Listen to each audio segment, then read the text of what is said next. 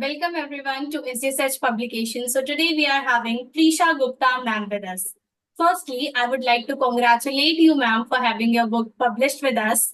And now when your book is live on all the platforms, so how are you feeling? Well, me, my mom, my Mousy, we're all very happy. Okay. I'm very proud. Yeah. So you are the editor of this book, and how did you thought of taking this project? Um, we were mainly inspired. It was mostly my mom who were inspired to take on this project because they noticed that I was very interested in history and literature, which was all of which my great grandfather, Dr. Sharma, all of which he was very interested in. So they wanted me to learn more about him. And so then we decided to start translating some of his works that I had found in the Duke libraries in the US and also Dr. Avinash Gupta's dissertation that I think we had a copy of. Okay, so A journal that my great grandfather, Dr. Sharma, was an editor of for a long time. It focused on Rajasthani history, and it was largely, I believe, for at least the journals that or the articles that he wrote in the journal, it was largely um, brief overviews of Rajasthani history so that other researchers or other scholars could get a general sense of the timeline and what was going on. okay, so what is your personal motivation to read and edit? I um I was really happy to hear the stories that my mom and my Mossy kept telling me about him. He always seemed like such an inspiring figure. They told me stories about how he used to tutor, I believe, um, one of the princes of Kota, I believe, and how he didn't have much growing up, but he could still reach to such a high level through his studies and through his hard work. And so he just seemed like such an amazing person. So I was very excited to get to learn more about him through his work and through the stories that his students and my family members told about him. Okay, that's amazing. So, how does his work give you insight in the history of Rajasthan? Um, I remember it was a lot of the a lot of the specific names for me, um, such as I believe like different family names, different names of Rajas, um, and different princes. I think things I would have never known just by visiting Rajasthan because that's not something my family talks about normally. So I remember there was one time he was talking about the Gadiya coins. They're coins from they're very ancient that used to have the donkeys on them that they used for trading. So just very specific things like that. I really enjoyed learning about. Okay, so like where have you been grown up or brought up? I was born in, so my parents came to New York City. I was born there, but I have been brought up in Texas my whole life. Okay. Yeah. Okay, so are you like really interested about the culture and everything of India? Yes, that's part of what I'm studying in my college studies. I'm I'm also studying Hindi because I didn't get the chance to learn growing up.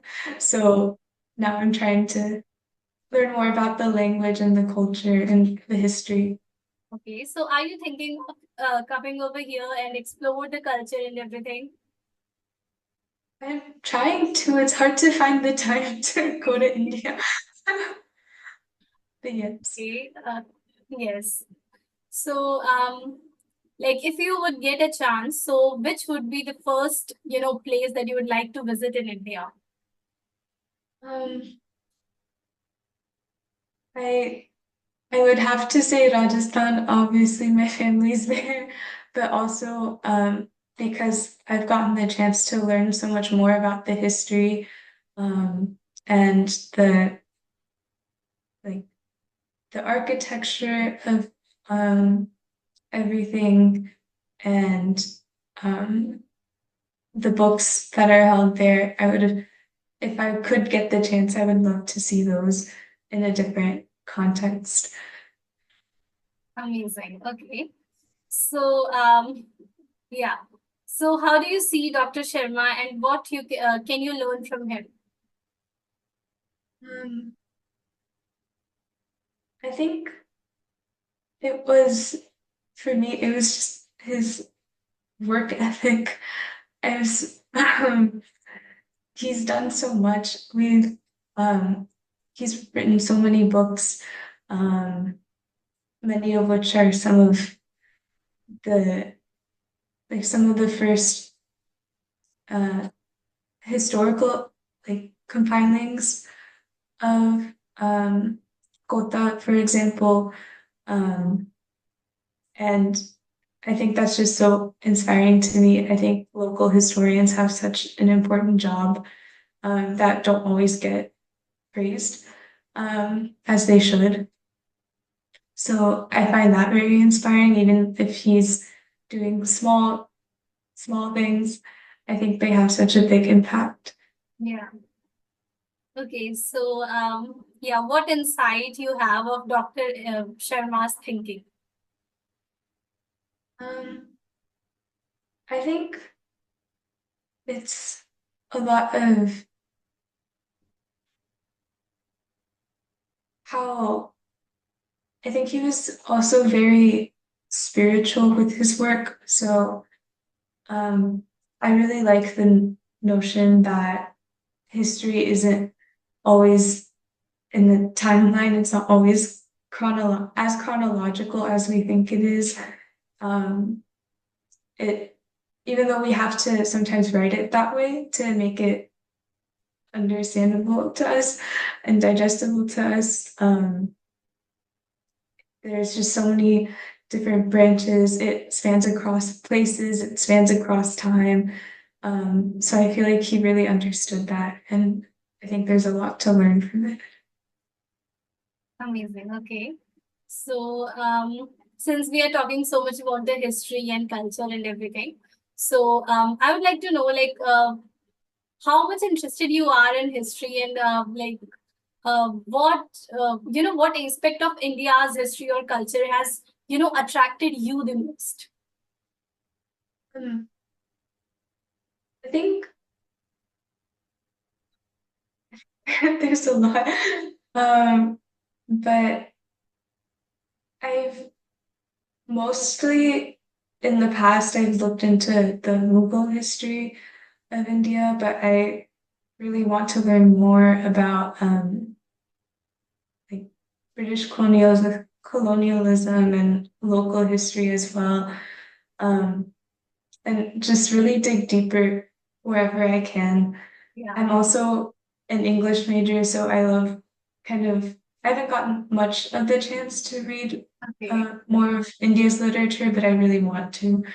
So, So, yeah. So, is there any of the famous personality from India that you admire the most?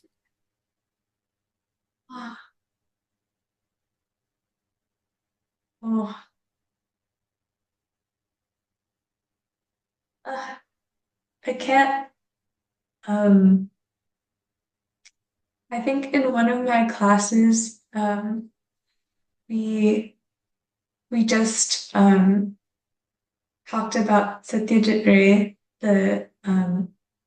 he was a famous film director from, we watched Patar Panchali and we read part of his autobiography, and it was really inspiring to see how he, despite not having much experience, how he really wanted to follow his vision and kind of what he felt was right for film. So I think that was really admirable to see. Okay, that's great. So, do you have a closing remark? I just want to I want to thank Dr. Avinash Gupta once again for letting us translate his thesis and his dissertation. It means a lot that he did this work. I mean, not necessarily for us but that he had compiled it and that he had allowed us to keep it. I think it meant a lot for both my mom and my mossy, who had known him personally, but also for me, who had never gotten to meet him, and that I was able to kind of know him this way. Okay, so do you have any message for our audience? I would say, if you're young, I think history is still really important to read about in literature. I know, I think going into science and math is a lot more of the trend nowadays, but there's a place always for history and to learn more about it and to learn more about your roots. So I would very much encourage people to look into and explore history and culture more. That's great. Okay. So, yes. So, how was your experience with SGSH publication? And do you have any suggestion for us so that we can improve our services? I think we're really thankful that you took this project on. We had no publishing experience and we were very lost with the whole thing, but you all helped it to make it look the way we wanted and to make it look professional. And it was all very easy. And especially so that we could get it out to people in India. I think that was also very important. I think I'm not sure about any suggestions, but maybe yeah, I don't know. Okay, it was really nice interacting with you and interviewing you. There's a lot that I got to learn from your perspective, and I hope you would have also got to know something more about our culture and everything. So yeah, thank you so much for this amazing interview. I hope our audience would have loved it. Thank you. Thank you. It was nice meeting you.